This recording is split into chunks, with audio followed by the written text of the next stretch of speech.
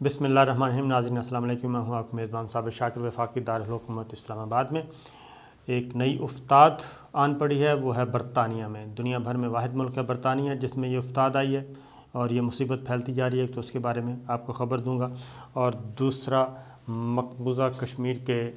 दिल्ली नवाज़ रहनुमा भी, कश्मीरी रहनुमा जो हैं दिल्ली नवाज़, वो भी अब फट पड़े हैं और वो भी बोल पड़े हैं कि मुसलमानों को उनका हक़ दिया जाए और उनकी जो मजहबी आज़ादियाँ सलब की जा रही हैं उसमें दिल्ली सरकार और मोदी सरकार के ख़िलाफ़ उनका एक स्टेटमेंट आया है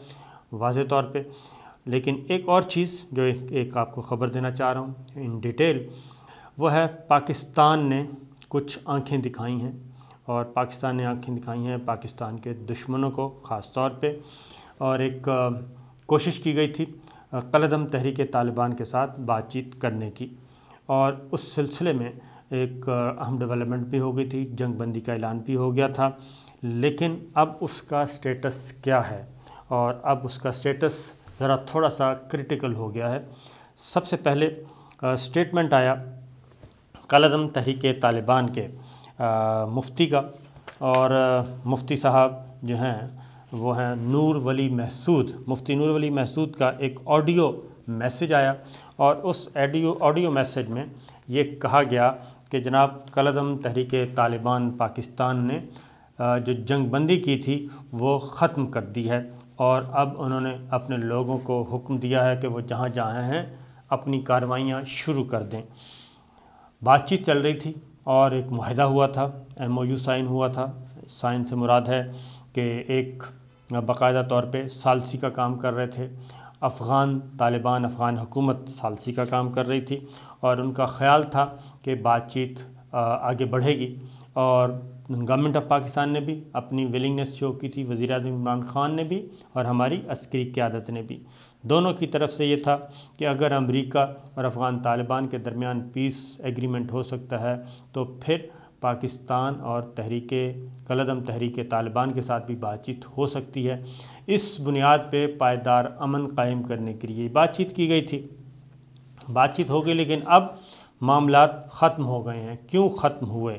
सबसे पहले तो इसको देखना है कि क्यों ख़त्म हुए। ये 30 नवंबर को अनाउंस हुआ था और जंग बंदी, और ये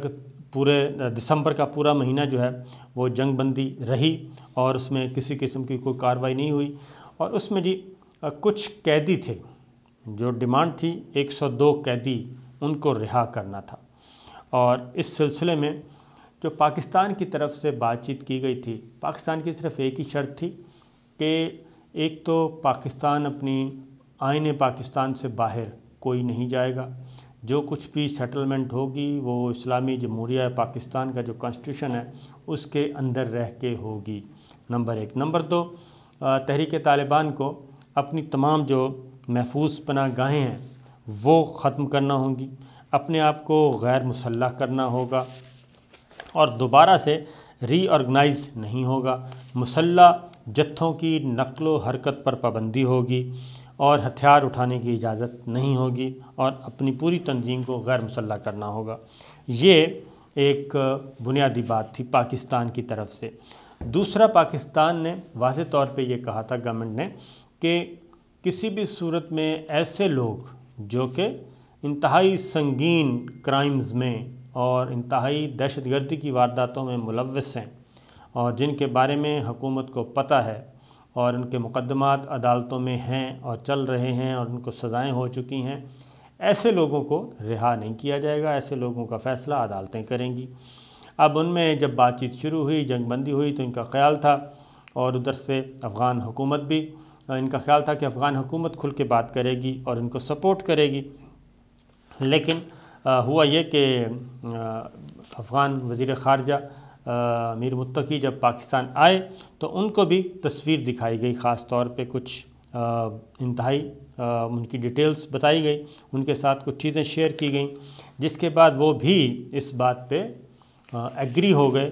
कि ये बात पाकिस्तान की दुरुस्त है और ऐसे लोगों को जो कि अफ़वाज पाकिस्तान पे और APS पे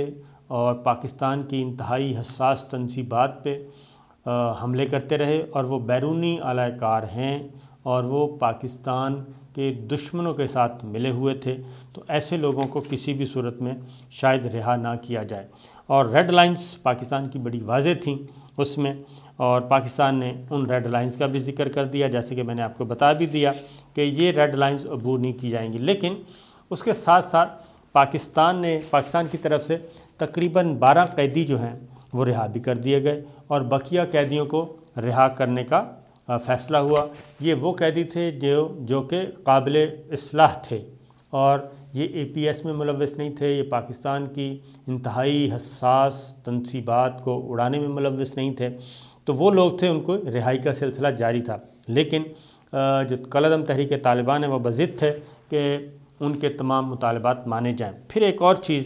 ایک مطالبہ ایسا تھا جس سے کھٹکتا تھا کہ شاید ایجنڈا کچھ اور ہے، یہ کم از کم داخلی ایجنڈا تو نہیں ہو سکتا، یہ ڈومیسٹک پلیئرز کا ایجنڈا نہیں ہے، یہ ایکسٹرنل پلیئرز جو ہیں ان کا ایجنڈا ہے۔ اور وہ یہ تھا کہ بار بار اس بات پہ اصرار کیا جا رہا تھا کہ قبائلی علاقے جو کہ اس وقت خیبر پختونخوا کا حصہ ہیں، صوبہ خیبر پختونخوا کا، اور ایک ترمیم کر کے بہت ریفارمز کی گئیں، تو ان کا تھا جی ان کو دوبارہ سے آپ ان کی آزاد حیثیت واپس ان کو بحال کریں اور ان کا جو انضمام ہوا تھا، ضم ہوئے تھے انضمام شدہ اضلاع، ان کو واپس لے کے آئیں۔ تو یہ جو مطالبات تھے یہ کسی بھی صورت میں کم از کم ایسے تھے جو کہ سمجھ سے بالا تر تھے، اور اسی سے یہ ساری چیزیں تحریک طالبان کے متعلق اور کچھ ایسے لوگ جو تحریک طالبان کے جو پاکستان کے مخالف، پاکستان کی دشمن قوتیں، ان کے ساتھ ان کے روابط بھی تھے، یہ ساری چیزیں شیئر کی گئیں۔ اور شیئر کرنے کے بعد پھر یہ ہوا کہ باقاعدہ طور پہ جو امن مذاکرات، اور اس کے بعد افغان طالبان کی طرف سے جی ایک سٹیٹمنٹ آیا، اور افغان طالبان کی طرف سے سٹیٹمنٹ بالکل واضح تھا، اور وہ آیا ترجمان طالبان ذبیح اللہ مجاہد کی طرف سے۔ انہوں نے کہا کہ پھر ایک اور آڈیو آئی جس کی بات افغان طالبان جو ہیں وہ انہوں نے ذرا تھوڑا سا واپس تھوڑا سا اپنے آپ کو کیا، ریوزٹ کیا۔ تحریک طالبان نے کلیم کیا کہ جی وہ تو جو افغان طالبان ہیں، افغان حکومت ہے، انہی کا حصہ ہیں اور ان کے ساتھ منسلک ہیں۔ یہ جب سٹیٹمنٹ دی اور یہ پیغام، آڈیو ویڈیو پیغام آیا، یہ کلیم آیا کالعدم تحریک طالبان کی طرف سے، تو پھر تحریک طالبان ٹی ٹی پی کے اس موقف کو افغان حکومت، افغان طالبان نے سرے سے مسترد کر دیا، اور ترجمان ذبیح اللہ مجاہد نے واضح طور پہ یہ کہا کہ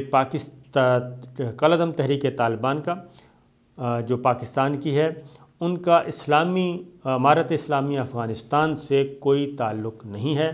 اور انہوں نے کالعدم تحریک طالبان کی افغان طالبان کے ساتھ وابستگی یا افغان حکومت کے ساتھ وابستگی کے دعوے کو بالکل مسترد کر دیا، اور انہوں نے کہا کہ ان کی الگ تنظیم، ہماری الگ تنظیم، ان کی تنظیم سے ہمارے سے کوئی تعلق نہیں ہے۔ اور یہ انہوں نے عرب نیوز کو انٹرویو دیا، اور اس میں انہوں نے کھری کھری سنا دی تحریک طالبان کو،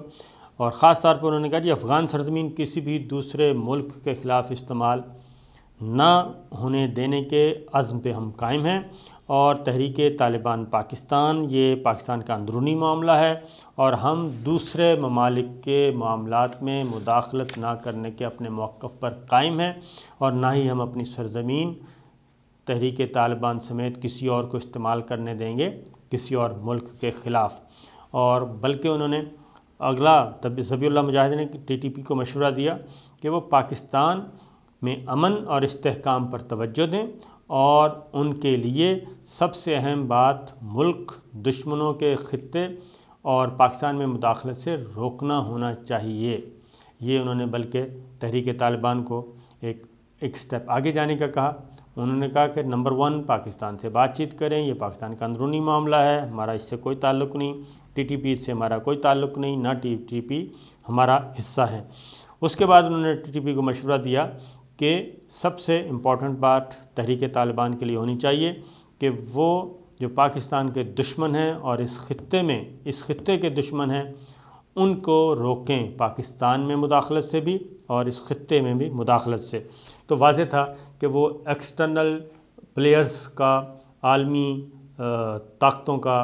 اور دیگر ملکوں کا اعلی کار مت بنے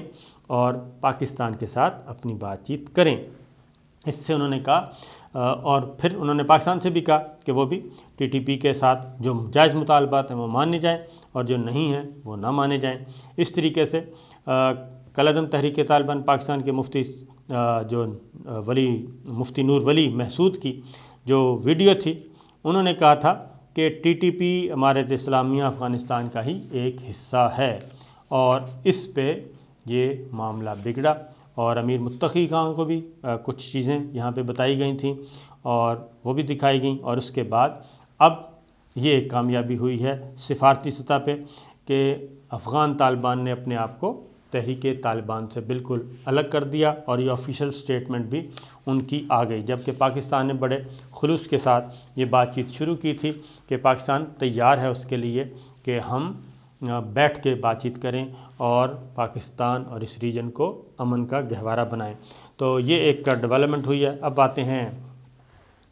دوسری جانب کہ مقبوضہ کشمیر کے بارے میں، خاص طور پہ فاروق عبداللہ، آپ کو معلوم ہے جی، پاکستان یہ دلی نواز سیاستدان ہیں، کشمیری ہیں، اور انہی کے آباء و اجداد نے ہی یہ سارا معاملہ خراب کیا جو اس وقت ہم دیکھ رہے ہیں مقبوضہ وادی میں۔ تو جہاں جو خاص طور پہ مسلمانوں کو کھلی جگہوں پہ نماز پڑھنے سے جو روکا گیا ہے، اس کے حق میں آئے ہیں، روکا گیا، اس کے خلاف آئے ہیں، اور انہوں نے واضح طور پہ کہا ہے کہ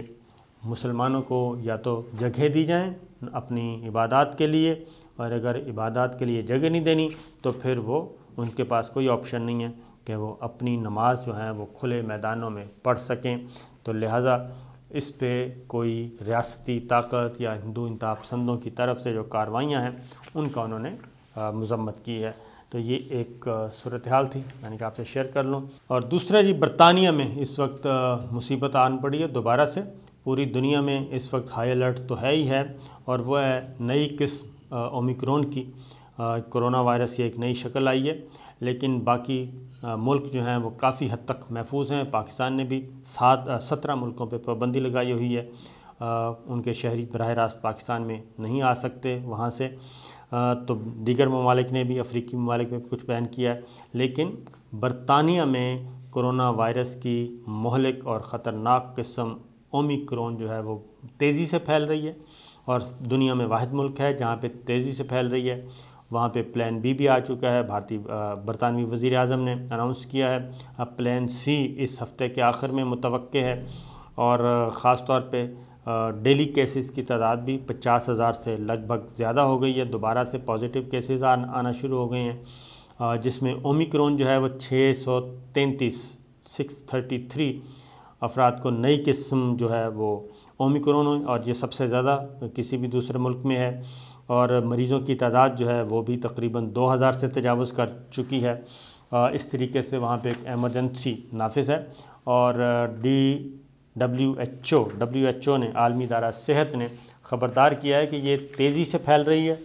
اور بہت زیادہ اس کا پھیلاؤ ہے، لیکن اس سے ابھی تک یہ ایک اچھی خبر ہے کہ اس سے ابھی تک کسی کی موت واقع نہیں ہوئی، لیکن یہ وائرس بہت تیزی سے پھیلتا ہے اور اس کو ابتدائی طور پہ ہی روک لینا چاہیے۔ اور اومیکرون 30 سے زائد جینیاتی تبدیلیوں کے ساتھ سامنے آیا ہے جی، جبکہ اس سے قبل جو ڈیلٹا آیا تھا اس میں صرف 5 تبدیلیاں تھیں۔ تو یہ ایک نئی مصیبت ہے، تو میں آپ سب سے کہوں گا کہ اپنا خیال رکھیے، احتیاط کیجیے، اور یہ نہ ہو کہ بلا وجہ یہ مصیبت ہمیں آن پڑے۔ اجازت دیجیے، اللہ حافظ۔